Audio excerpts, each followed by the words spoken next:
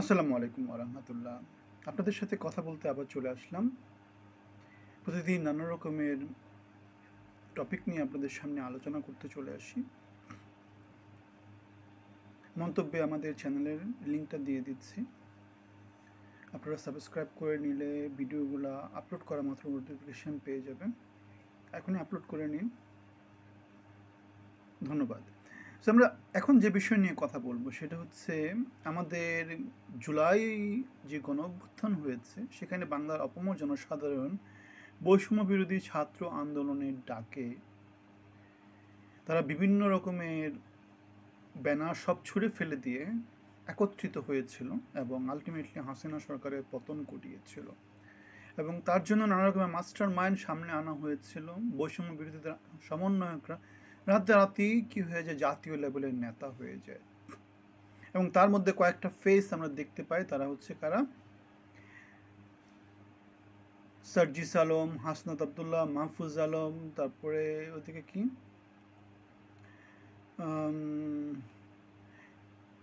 তারপর আক্তার হোসেন, তারপর উমা ফাতেমা, এরা সামনে চলে আসে এবং এরা নানা রকমের বাণী, নানা রকমের মতবাদ সামনে নিয়ে আসছে। থাকে নাসিরউদ্দিন পাটোয়ারি।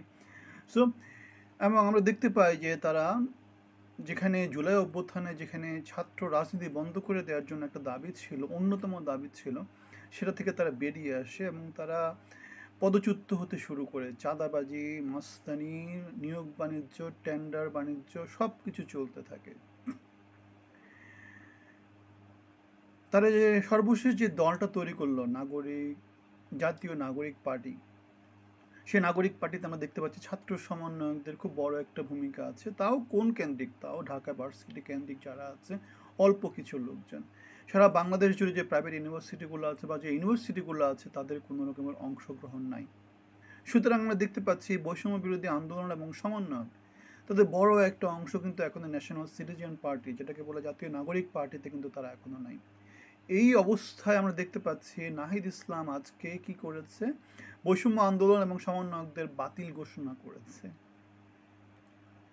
অন্যদিকে আমরা জানি যে যারা যারা এখনো জুলাইয়ের যে স্পিরিট ছিল সামনে, যে চাঁদাবাজি করা যাবে না, মাস্তানি করা যাবে না, ছাত্র রাজনীতি করা যাবে না, কোটা কোথাও থাকতে পারবে না, সুতরাং ওই স্পিরিটটা এখনো বাংলাদেশের সমাজে বর্তমান আছে। বাংলাদেশের সমাজে গত 7 মাসে কোনো রকমের কিছু ভালো কিছু হয়নি। শুধুমাত্র একটা কাজ হয়েছে, সেটা হচ্ছে হাসিনাকে ক্ষমতা থেকে নামানো গিয়েছে এবং নির্বাচনের একটা পথ হয়তো সুগম হয়েছে। এখনো কিন্তু নির্বাচন আমরা পাইনি, ঠিক আছে? সো হাসিনা যেভাবে শাসন করেছে সেটা কিন্তু ইউনূস একই নিয়মে শাসন করছে, বরং সে তার থেকে খারাপ অবস্থার মধ্যে আছে এবং সেটা জনমত সর্বস্ব এটা একই, মানে কোথাও কোনো রকমের কারো কোনো বিরোধ নাই যে দেশে এখন যে শাসনতন্ত্র প্রচলিত আছে সেটা হাসিনা থেকে 1000 গুণ খারাপ।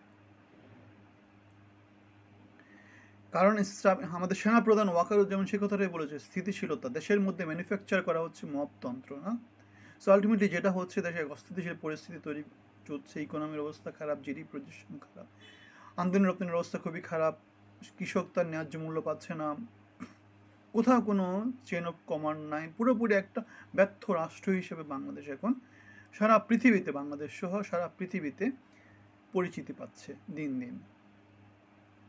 আমাদের সিভিল অ্যাডমিনিস্ট্রেশন যেটা আছে সেটা কাজ করছে না, পুলিশ প্রশাসন কাজ করছে না, তাহলে কী কাজ করছে? সেনাবাহিনীর যে দাবি যে সেনাবাহিনী ছাড়া শৃঙ্খলা আর কারো কাছে নাই বর্তমান পরিস্থিতিতে, কথাটার সাথে ডিজেক্টি করার মতো কিছু নাই।